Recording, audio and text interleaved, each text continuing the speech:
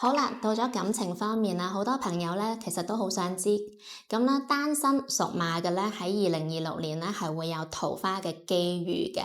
可以多啲去參與一啲親友嘅聚會啦、社交活動啦，會更加容易邂逅到心儀嘅對象㗎喎。但係咧遇到啱嘅時候咧，要記得主動去爭取，去把握呢啲機會啦。咁結咗婚嘅屬馬嘅朋友仔咧，可以抽多啲時間去陪下你嘅另外一半啦，因為咧今年咧亦都係好多桃花，注重咧情感嘅溝通啦，因為好猛嘅，咁樣咧你哋感情嘅基礎咧先至會平穩同埋咧可以和睦嘅。